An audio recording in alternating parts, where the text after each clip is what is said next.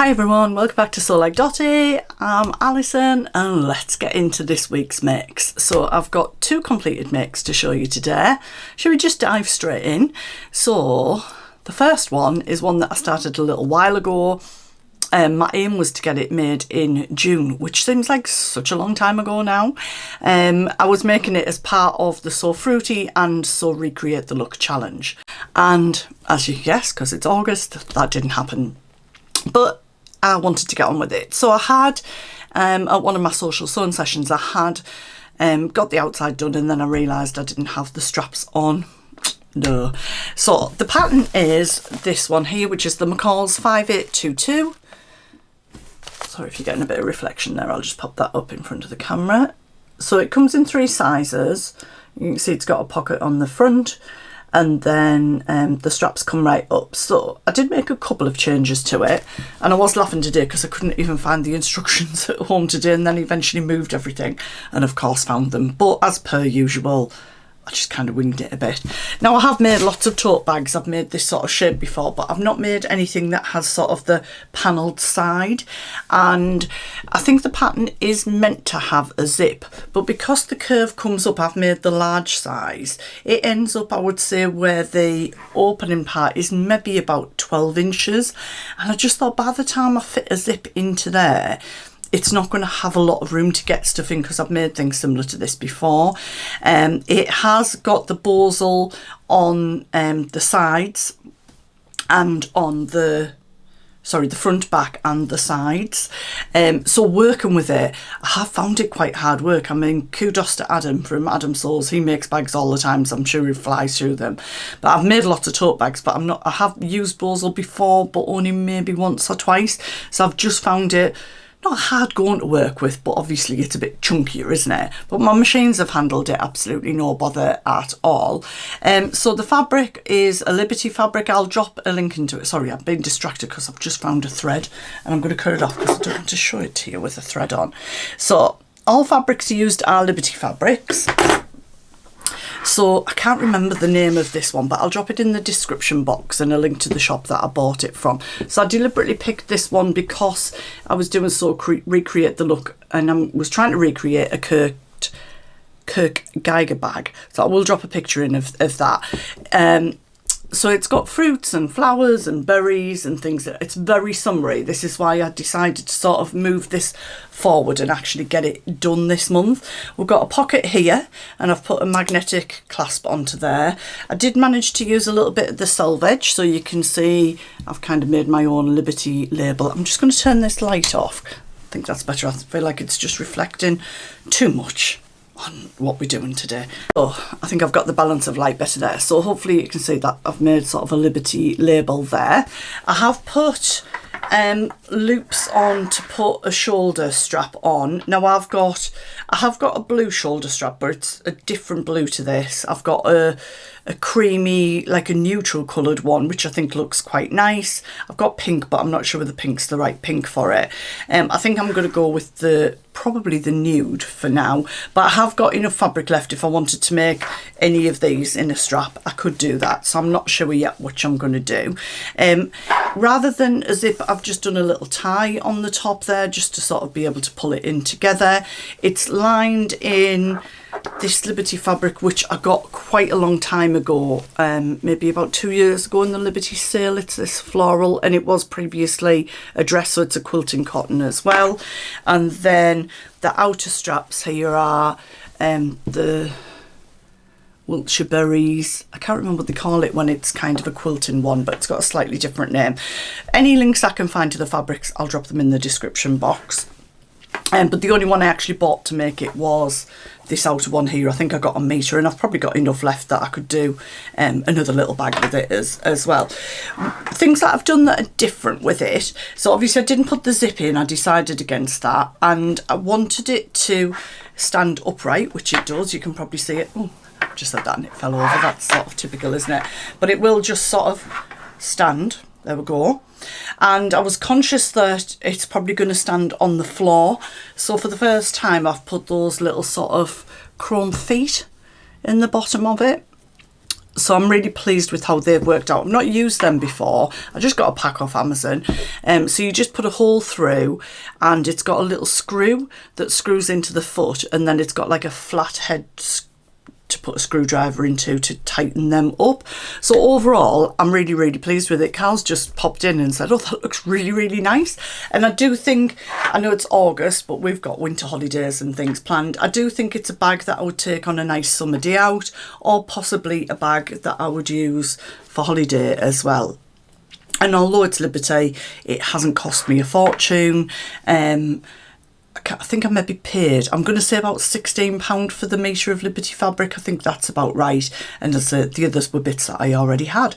So I'm really, really pleased with that. So if you do want to check that out, I know one of you asked me about it last week. It's I can't read it. K something design it is, but it's McCall's 5822. And there's a little line drawn of it there as well. Let me just get that focused. So I was going to make the medium. So I was going to make the medium one, but when I got the pattern pieces out, I thought by the time you do all the stitching and things, I think that's going to be too small. And it is meant to be finished with bias binding around the top, but I've just top stitched around the top. I was happy enough with that. So yeah, it wouldn't have been too hard for me to draft it, to be honest. But I think at the time that I was thinking about making it, my head was a bit, and I'd had my eyes done. And I think I got it for about £5, so happy days. Okay, so second thing I've made, I'm just going to grab, so bear with me for 1 second. So you guys know that I absolutely love, and I'm slightly obsessed with, the Fibre Mood Judy dress, which is this one here. I'm not actually wearing it today. I'm wearing the Fibre Mood London top, which is the first one I made with the ties at the back. Hopefully you can see that. It's like a woven t-shirt. I really like it. Got some more of those planned. But I wanted to make the Judy dress. I had this fabric on my shelf. You might remember I'd already sort of made a start on it, and I've took it to 2 sessions of Sawtoon to make. I think I'm going to approach Sawtoon makes a little bit differently, because what I do often is take something, start it, and then come home and think, oh, I want to get that finished. Where actually, when I finished this on last Sunday, I started another dress, and I've left that in the pattern bag. Is that the word? Project bag. Because I'm at Sawtoon on Wednesday, and then next Sunday I'm at God, I can't even remember the name of my own Sew Social, isn't that bad? A Stitch in Time. I keep calling it the Tesco one. I must call it by the proper name. It's because it's at Tesco at Kingston Park. So I have got my, will this be, I think this will be my 4th Judy dress, and I've also made it into a blouse top, which I really liked. So I used, if you can remember, this Hello Kitty knockoff dupe Liberty lawn. Now I would say this isn't my colour. You can probably see it doesn't really lift my colour palette, and I did know that. I haven't had my colours done. I had them done 30 odd years ago, but I have gone through the Trini London thing that you can do on Match to Me, I think it's called, and it gives it. But I'd already got this fabric, and I was determined to make it into this dress. Now we went to Edinburgh on, when did we go? Tuesday. Had a lovely day. I'll come back to that shortly. And I was going to wear this, but it was really, really warm. Now I know it's cotton and that's a little bit thinner, but I just felt I needed something that was going to waft a little bit more. So I popped my lilac and white one of these on, and when I did put it on, I just felt that it just didn't lift my colour enough, but that's okay, and I am confident that I'm going to wear it. Would I make another one in lawn? I don't think I would. The blouse works well in lawn, but I think with the dress I like it to be more floaty. However, what I am thinking with this is I'm going to get a lot of wear out of this in the winter time, because I'd wear it with leggings and I'd wear it with a jumper. I have a beautiful cream jumper. It was one of the Rita Ora edit at Primark last year, like a cropped jumper, and I think that would look gorgeous over this with some like my chunky DM boots or something. I might wear it. I mean, it might look different when I've maybe got a tan, I'm not sure, but I am quite pale and my hair's obviously very light these days.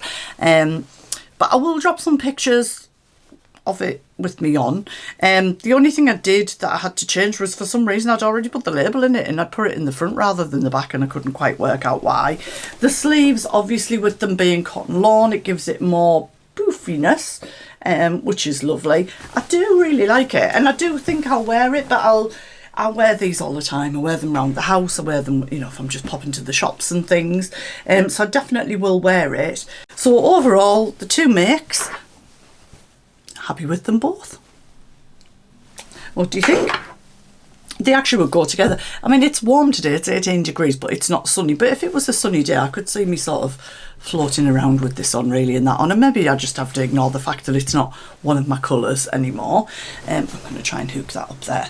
So what else have I done? As I say, I've started another dress out of my July. Oh God, July. I think I'm just wishing it was still July. Is anybody else? And as I say, we went up to Edinburgh. I'll put a little bit of footage in the corner. We went up by train. We live north of Newcastle, so we just get the metro into Newcastle and then the train. It's about an hour and a half. It's a beautiful journey, especially by train, because you can just relax a bit more. You follow the coast all the way up, so lovely scenery, lovely looking out to sea, and it was a gorgeous day. Now, some of you knew I was going to Edinburgh. I shared it on my Instagram stories, and many of you had no faith in me. Many of you thought that I was going to go and see Mr. Drummond, which I did, and many of you thought that I would come back with another machine, and I didn't. I know, my friend Lynn said she would have had money on it, but I didn't. I don't need any more. So I got some feet for my Baby Locker Ovation combination machine, which I don't have anymore. I bought them and I've gifted them to David to gift on to somebody else, because David's always really looked after me in the past and been very generous with me. And also, you might remember recently when I got my Baby Lock Acclaim and I got the Euphoria cover stitch machine, David did give me some extras, and I got one of the things that I got was the double fold bias binding foot attachment for the cover stitch machine, and a few other ones. However, not long after that, Mike from Baby Lock and David kindly gifted me a full set of feet for the Acclaim, which I love, and the accessory kit for the cover stitch machine, and it had a duplicate of the bias binding foot in. So I'd not used it at all. So I'd said to David, I'll bring that back up, and I didn't really expect anything, but he was like, no, we're going to swap that for something of equivalent value, which was really kind. So I'm going to speak to Elizabeth when she's back from her holidays next week, and I have got something in mind, so I think I know what I'm going to get, but I'll keep you posted about that when it arrives. So that's my week. Not mountains of sewing. I'm kind of taking it at my own pace. Hope you're getting lots of sewing done too. And once again, as always, thank you for spending this week with me. And I've got to say, you absolutely loved the fabric haul that I did. If you've not seen that, I'm going to try and drop a card in. If I can't do that, I'll put a link in the description box. But I loved your comments, because you really went into the ooh and the ah mode. It was so funny reading the comments and your versions of oohs and ahs. And part 2 of that will be coming up in the next couple of weeks, I think. So thank you for your interaction with that. I absolutely adore chatting to you in comments. So please let me know how your week's gone and what you're up to as well. And if you're not part of So Like Dotty and you've not subscribed before, I would absolutely love it if you could just give us that little, press that subscribe button, and then you'll just get some notifications when I do post. I do try to post every Friday, but sometimes there's a little bit more than that as well. Anyway, have a fabulous week, everyone. I'll catch up with you really soon. And happy sewing.